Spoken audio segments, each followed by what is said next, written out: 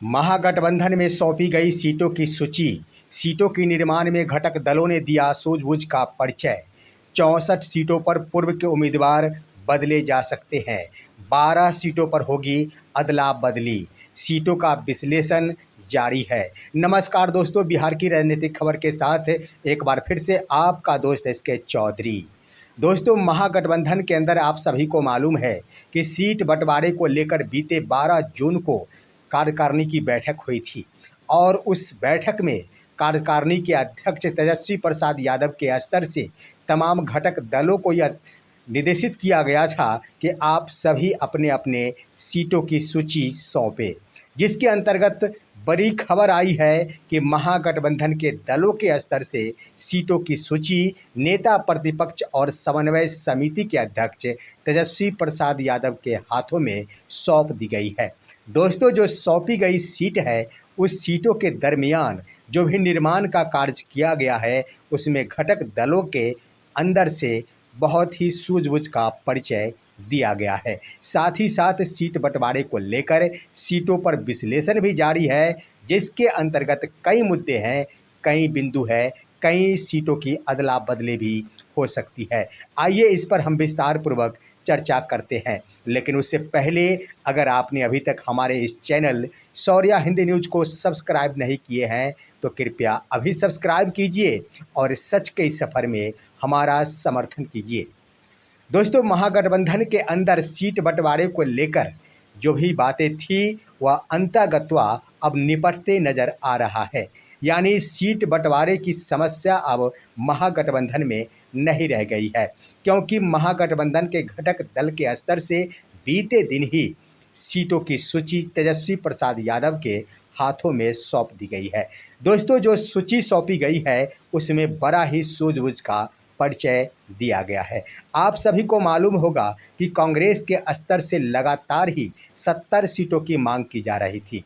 ऐसे में अगर कांग्रेस के स्तर से 70 से कम सीटों की सूची सौंपी जाती तो लोग यही कहते कि कांग्रेस के द्वारा यहाँ पर समझौता कर लिया गया।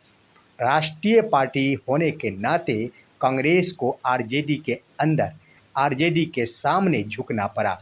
विपक्षी यानी सत्ता दल के स्तर से यही बयानबाजी की जाती, लेकिन उन बयानबाजी से बचने के लिए और सत्ता दल के नेताओं को कोई मौका ना मिले, इसके लिए सूझबूझ का परिचय देते हुए कांग्रेस के स्तर से 70 सीटों की सूची सौंपी गई है।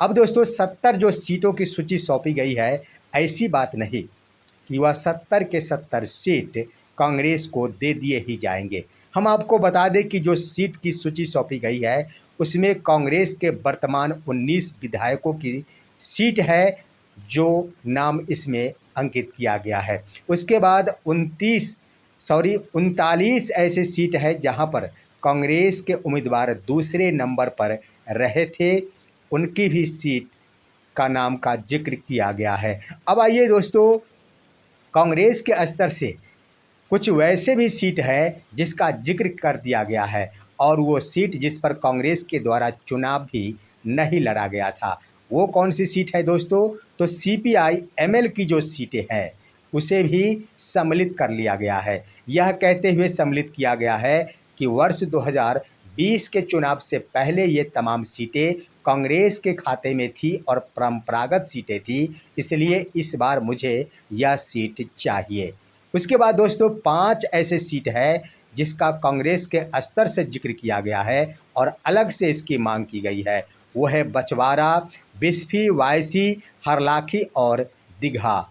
ये 5 सीट का जिक्र अलग से किया गया है और कांग्रेस का कहना है कि ये 5 सीट भी हमें चाहिए। अब आइए यहाँ पर गौर करते हैं दोस्तों, 70 सीटों में से जायज़ जो सीट है वह 19 सीट जिस पर कांग्रेस के अभी जीते हुए विधायक है, 39 सीट जिस पर कांग्रेस के उम्मीदवार दूसरे नंबर पर थी, उनकी भी सूची सौंपी गई है। तो इसे भी जायज़ माना जा सकता है, लेकिन इसमें से भी कटौती होगी, वो हम आगे चर्चा करेंगे कितने सीटों की कटौती की जा सकती है। अब आइए, सीपीआई एमएल की जो सीटें थी जिसे कांग्रेस के द्वारा शामिल कर लिया गया है, लेकिन यह कांग्रेस को नहीं मिल सकती, इसलिए कि बीते विधानसभा के चुनाव में सीपीआई माले ने बहुत ही अच्छा परफॉर्मेंस दिखाया था। उन्होंने 19 सीटों पर चुनाव लड़ी थी और 12 सीटों पर जीतकर भी दिखाया था।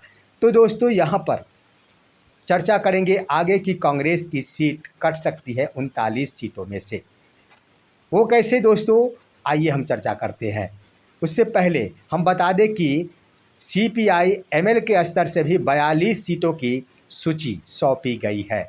अब दोस्तों सीपीआई एमएल जो बीते वर्ष 2020 के विधानसभा के चुनाव में 19 सीटों पर चुनाव लड़ी, बाद 12 पर जीत हासिल की थी, उनके स्तर से 42 सीटों की मांग की गई है।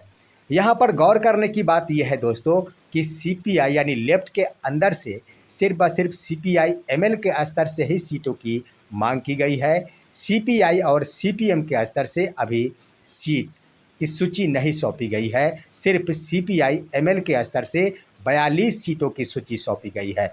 उस सीटों में दोस्तों कुछ वैसे भी सीट है जो अलग से मांग की गई है सीपीआई एमएल के स्तर से।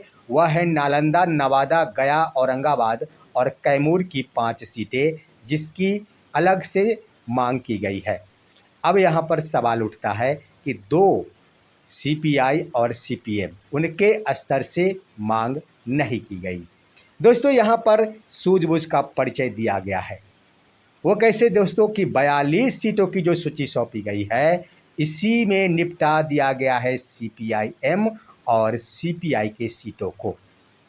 दोस्तों आपको मालूम होगा कि लगभग 30 सीटों पर ही इस बार लेफ्ट की पार्टियां चुनाव लड़ सकती है, जो महागठबंधन के अंदर रणनीति तैयार की गई है। लेकिन अलग से मांग की जा रही है और मांग करना भी जायज़ है, ताकि कहीं से कोई सवाल न उठाया जा सके और वर्तमान में एनडीए नेताओं के द्वारा इस पर बयानबाजी न शुरू कर दिया जाए। इसके लिए इन तमाम लेफ्ट की सीटों को एक जगह ही समाहित कर दिया गया है। वहीं दोस्तों सीपीआईएम के तरफ से कहा गया है कि राज्य कार्यकारिणी की बैठक अगले 24 जून को है, इसके बाद कोई फैसला लिया जाएगा।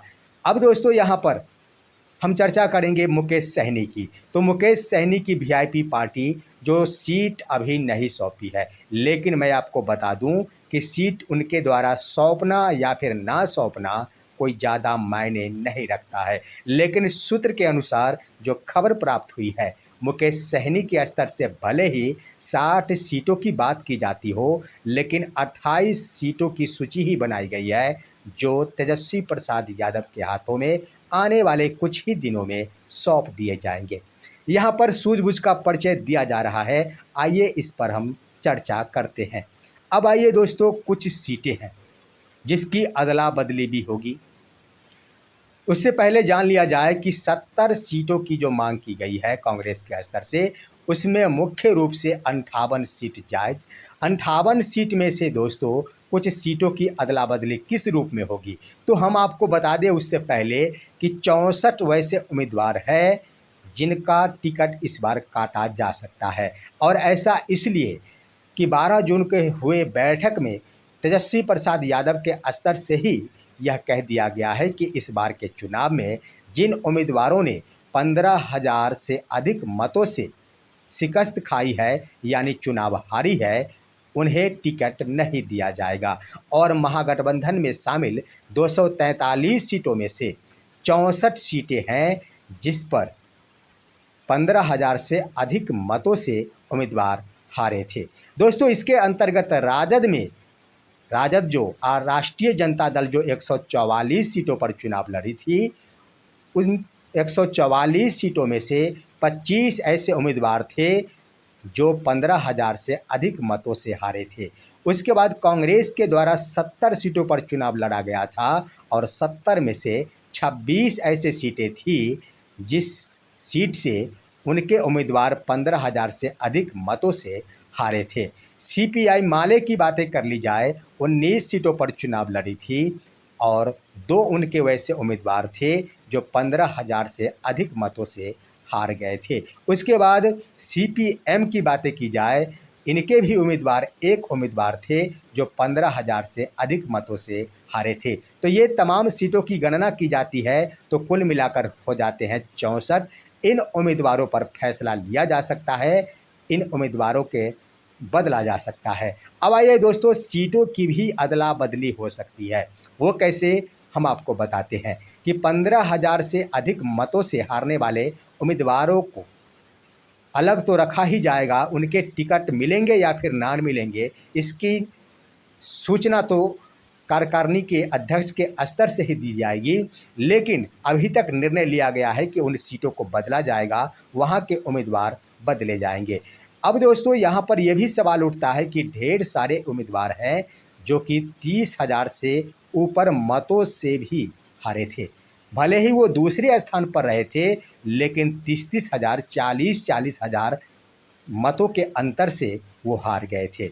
वैसे उम्मीदवारों की संख्या आरजेडी में 3 है जो 30,000 से अधिक मतों से हारे थे। दोस्तों, यहाँ पर समझौते के तरफ में देखा जाए तो आरजेडी के तरफ से कहा जा रहा है कि 140 सीटों पर हम चुनाव लड़ेंगे, यानी इन्हीं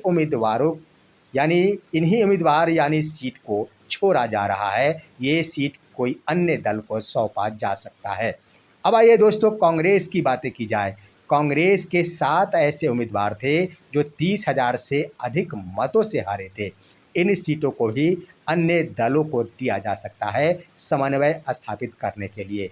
अब दोस्तों, यहाँ पर सीपीआई एमएल यानी सीपीआई माले की बातें कर ली जाए तो उनके भी 2 उम्मीदवार थे जो कि 30,000 से अधिक मतों, यहाँ तक कि 40,000 से अधिक मतों से हारे थे। ये भी सीट अन्य दलों को दी जा सकती है। तो इस तरह से 12 सीटों की अदला बदली हो सकती है, जिसके आधार पर तालमेल बिल्कुल ही बैठते नजर आ रहा है। दोस्तों, मैंने बता दिया। अब यहाँ पर गौर करेंगे तो 70 सीटों में ही जो सीटें सौंपी गई है उसमें 2 पार्टियों को निपटाया जा सकता है।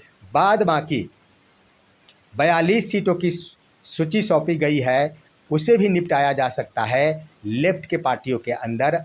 और मुकेश सहनी के स्तर से 28 सीटों की सूची बन गई है जो सौंपी जाएगी। इसमें से अगर 20 सीटें मुकेश सहनी को दे दी जाती है, उसके बाद भी महागठबंधन के अंदर पशुपति कुमार पारस और झारखंड मुक्ति मोर्चा के लिए सीटें सुरक्षित रह सकती है और इन दलों को भी मौका दिया जा सकता है, जिसमें पशुपति कुमार पारस को मौका मिलना बिल्कुल तय माना जा रहा है। तो दोस्तों, इस तरह से समन्वय स्थापित किया जा रहा है और काफ़ी सूझबूझ का परिचय दिया जा रहा है महागठबंधन के घटक दलों के स्तर से। अब आइए दोस्तों, सीटों का विश्लेषण भी किया जा रहा है, उस पर ही गौर करने की आवश्यकता है। हम आपको बता दें कि बीते लोकसभा चुनाव 2024 जो हुई थी, उस चुनाव में पार्टियों के स्तर से कैसे कैसे परफॉर्मेंस किए गए थे और विधानसभा क्षेत्र में पार्टी का क्या स्तर रहा था, इसका भी विश्लेषण किया जा रहा है। बता दिया जाए कि राजद के द्वारा 23 सीटों पर चुनाव लड़ा गया था, जिसमें से 36 विधानसभा सीटों पर आरजेडी आगे यानी बढ़त बनाई थी। उसके बाद कांग्रेस 9 सीटों पर चुनाव लड़ी थी, जिसमें से 12 विधानसभा क्षेत्रों में कांग्रेस के लीडर आगे रहे थे। उसके बाद सीपीआई एमएल की बातें की जाए, 3 सीटों पर उनके द्वारा चुनाव लड़ा गया था, लेकिन 12 विधानसभा क्षेत्रों में उनके उम्मीदवार आगे निकले थे। उसके बाद दोस्तों, सीपीएम की बातें की जाए, 1 सीट पर चुनाव लड़ी और 1 सीट पर आगे रही थी। सीपीआईएम की बातें की जाए, 1 सीट पर चुनाव लड़ी, एक भी सीट पर बढ़त नहीं बनाए। मुकेश सहनी की पार्टी 3 सीटों पर चुनाव लड़ी थी, जिसमें से 1 विधानसभा क्षेत्र में वो बढ़त बनाए थे। इसका भी विश्लेषण किया जा रहा है सीटों के बंटवारे के दरमियान।